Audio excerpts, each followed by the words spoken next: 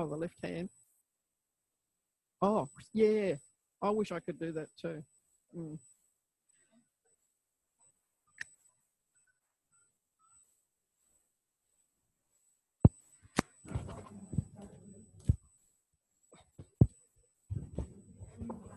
Okay, so we talked about the idea of finding a context, something that gives us the ground, or an idea that links us together, that gives us a common place to begin a conversation. And I did hear a couple of people say, I think, that you know, maybe those weren't typical of the sorts of connecting places you might expect to start. But often if we do things in a non-habitual way, it kind of clears out the baggage of how I always do it. So I thought I heard some pretty creative ideas coming out. Did you experience that? Yep. Good. You had fun.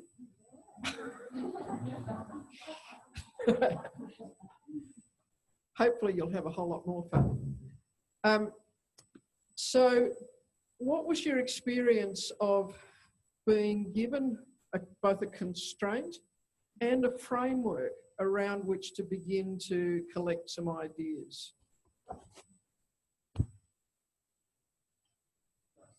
Nice? So what difference do you think it made being asked to, you know, relate Feldenkrais to a toothbrush or a cotton reel or whatever? Just, I guess, forced me to think of different ways of thinking what Feldenkrais could be like, or just seeing what associations came to mind in my head, which would help explain what I know of Feldenkrais in a very different way to what I used to. So do you think, chuck it over to Angela. I think having the constraints for me forced me to make new connections between things that I wouldn't usually associate with each other. So do you think you started with trying to think, what do I know about this word, and then can I link it to Feldenkrais? Or did you think, Feldenkrais, what do I know about that? How on earth can I connect it there? Both? Yep. Okay, and then Richard. I feel all those words one by one, finally, if I have to integrate all of them, I would say it gives me in a group of 4, not on myself, I would say it gives me an open mind. So I'm not clapped up. I'm not so stuck with my view, and I can listen to how people feel about it. So having an open mind does help me to understand different angles, how Feldenkrais can be in process in every different mind. And the mind also can change quality.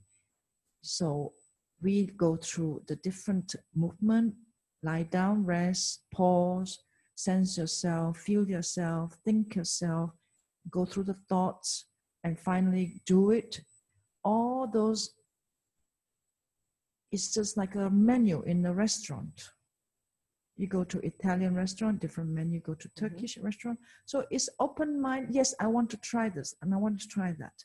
So open mind is the key for me. Okay. Feldenkrais. Check it, Richard, behind you.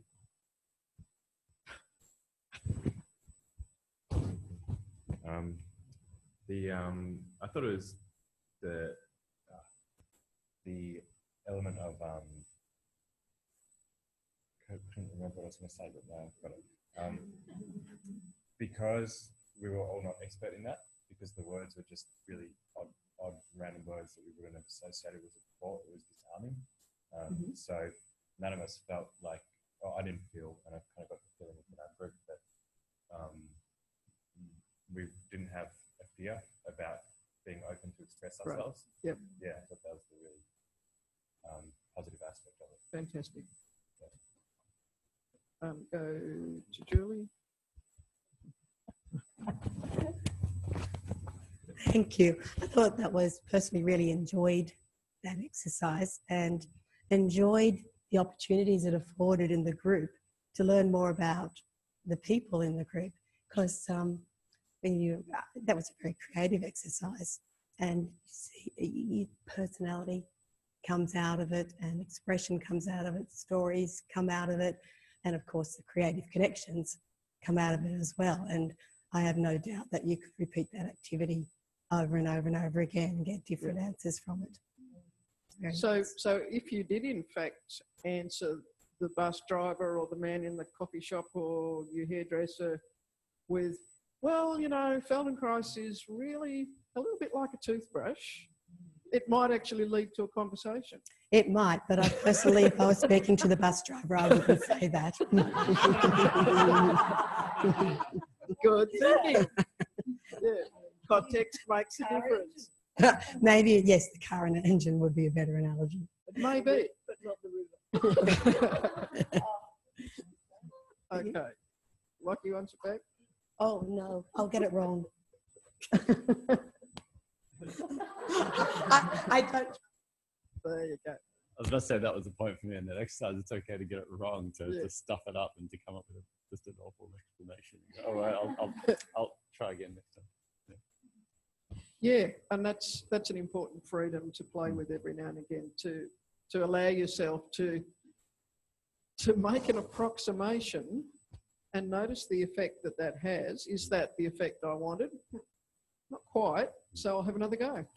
Yeah. And sometimes it's even really useful to negotiate with our friends and family. Can we have a rule that we get at least 3 goes to say what we're trying to say before you jump down my throat?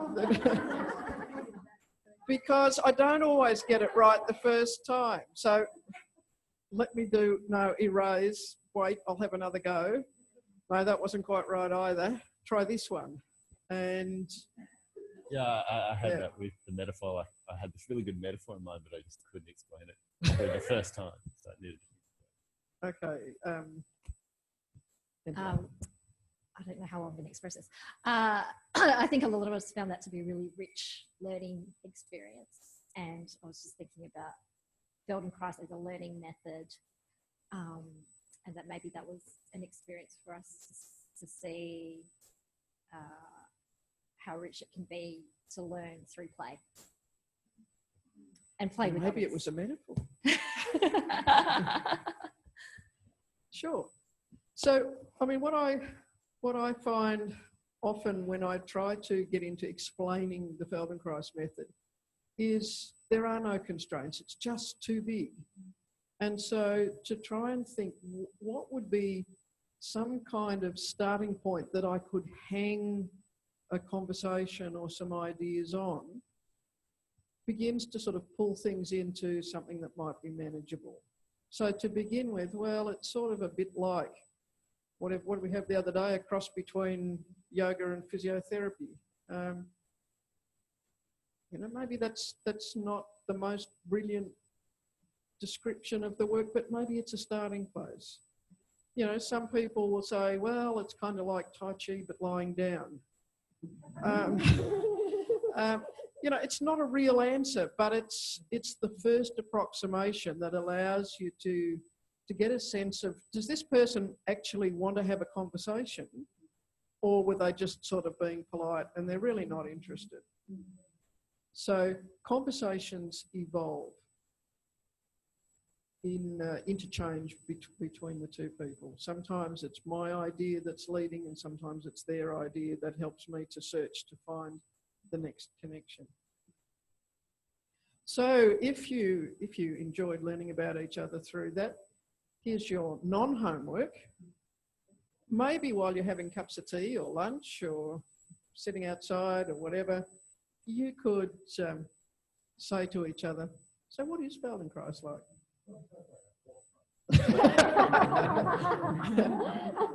Angela, can you?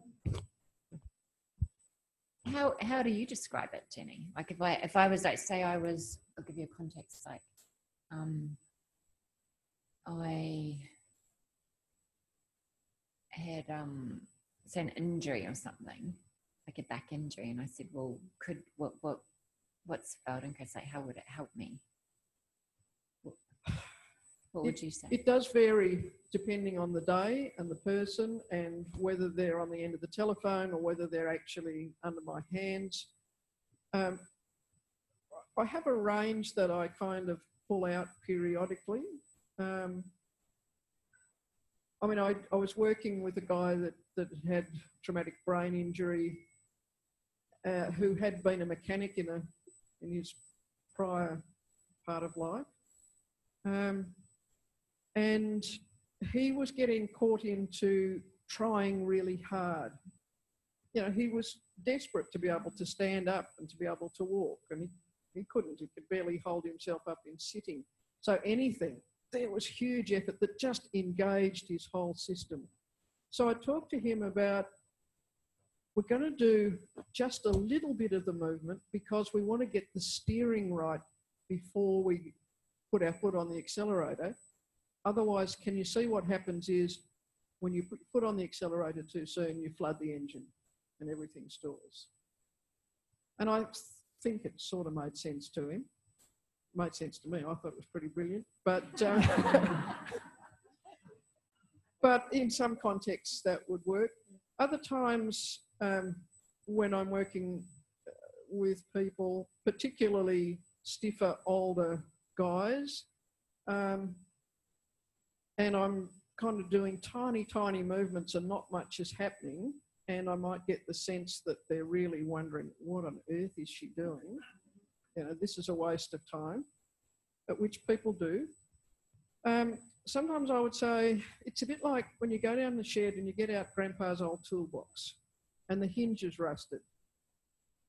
And you've got two choices. One is you can use force, and if you do, there's two possible outcomes. One is you break it, and the other is nothing at all. So with a rusty hinge, you put in a couple of drops of oil and you do tiny, tiny wiggles, just in the range that you're able to get movement. And after a while, it starts to move a bit more and a bit more and a bit more until suddenly you can open the hinge.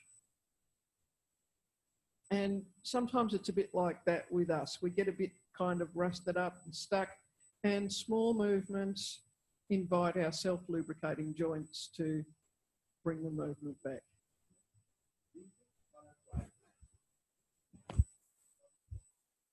Do you think one of like the main precepts is to, you know, live free of pain?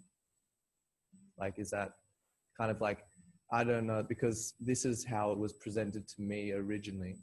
And I'm seeing now it's much more broad. It's almost like we're just picking apart qualities of things, and it's almost like Feldenkrais's life or whatever. But it's like, like a box of chocolates, like a box of chocolates, a river, sure or an is. elephant, or Grandpa's old hinge or something.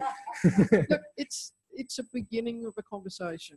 Hopefully, at a place where it might have meaning and evoke an interaction. I don't think Feldenkrais would necessarily have said my work is so that people can be pain-free.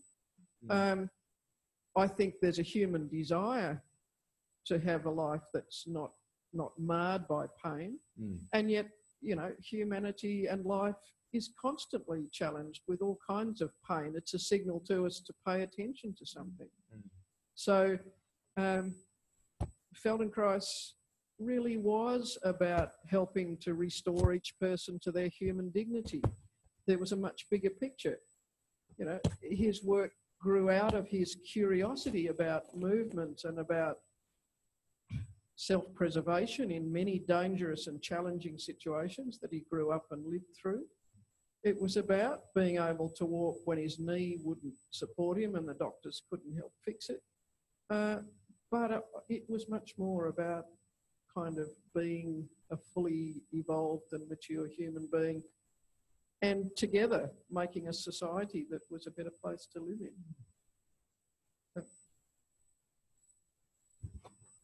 Well, I just thought to say that I've been thinking about, you know, just a simple description and how you would describe to different people with people with different attitudes. And to someone, I might say it enables you to move more easily. And to someone that I thought was not judgmental in a Protestant work ethic type of way, I would say it enables you to move with enjoyment.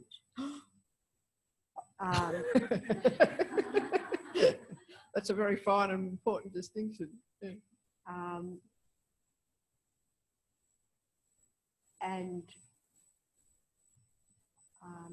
I thought of three ways. And then to someone who I thought was had a more internal frame of reference, I would say something different again, like it enables you to find deliciousness in movement or something. Sure. Yep. Oh, look at all those hands going up. Tuck it back. Oh, who's two? Yeah, give someone else a turn. Oh. The microphone wants Linda. That's got Anna. Well, we're sharing ways of saying it. I've been known to say, not always, I pick my audience, but if it's a sciencey sort of academic audience, I'll sometimes say, so you know how, like in your brain, the bits of your fingers and your mouth take up lots of space on your brain map. Well, Feldenkrais helps make other parts of your body, or map all of your body a little bit larger in your brain. How's that? And they quite like that. We like it. Yeah. So I go in for the brain map side of it. Okay. Linda and Richard. Yep. I think there's from what I've observed, there's quite a demographic of Feldenkrais practitioners, even if you look honestly within the age range of the room here. Yep. And there's a problem for Feldenkrais in being accepted and marketed to younger people. I think for me, it's something really interesting because I'd want to work with people in that kind of age range, 20 to 40, something like that. But the guy that was my trainer, who's Pete Binns, he's an interesting dude. Sometimes he was really difficult, but if you know him, it's very difficult. But he would say things like Feldenkrais helps you move effortlessly, which is more beautifully, and more efficient, so you're more powerful. And I think those are the sort of messages that would to that kind of crowd that's all about image and performance, but you want to try to get them subtly to start to accept. Absolutely. And I mean, it's natural for us to think from our own experience first. But what we will talk about on and off over the time that we're together is how important it is to really pay attention to what's going to make sense. What are the needs or the desires of the person I'm talking to? And how can I make an offering to them that is actually something that they're interested in? So, give Linda a turn, and it's nearly time for free play.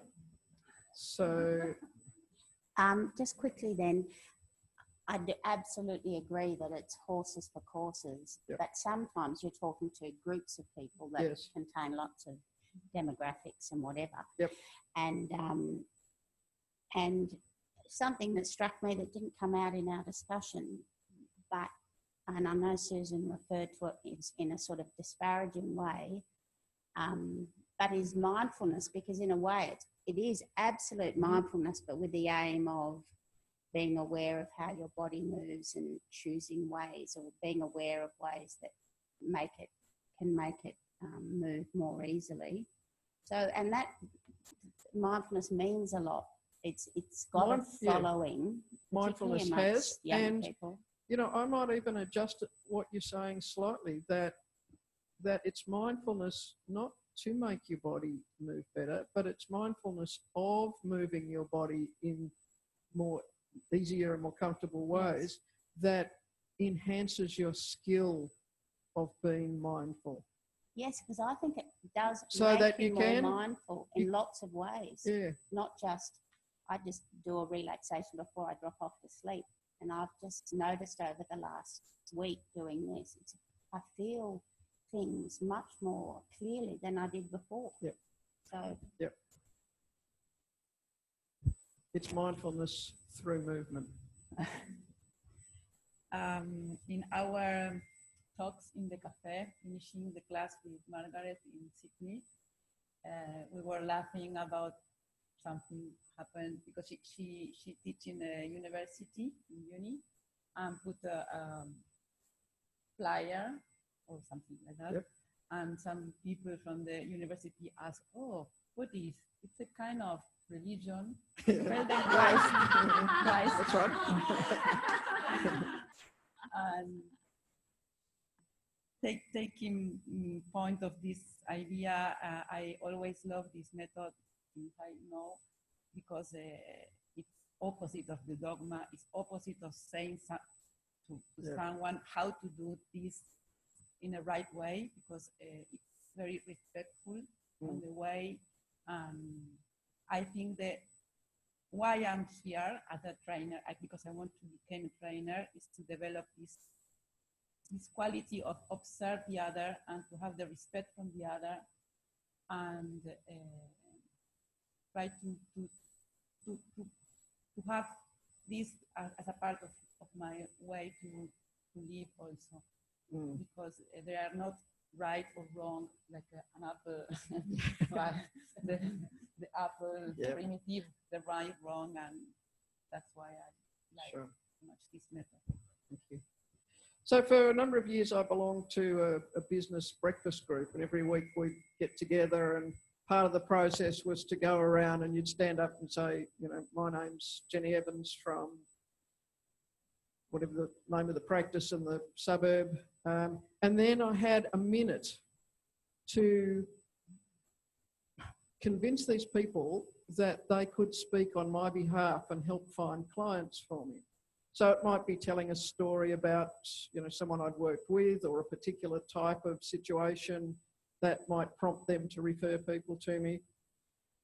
And after a while, one of the guys in the group, who was pretty rough sort of a diamond, he was the sign writer, he said, "Oh, look, I've been thinking about a bit of a logo for you. And how about these words? Move, soothe, improve." I thought, that's not bad. So there are many different ways of using words, different contexts where they're going to have different meaning. But we will need to work out who it is we're talking to in order for that conversation to evolve. Okay, go and fuel your bodies and have some more fun conversations.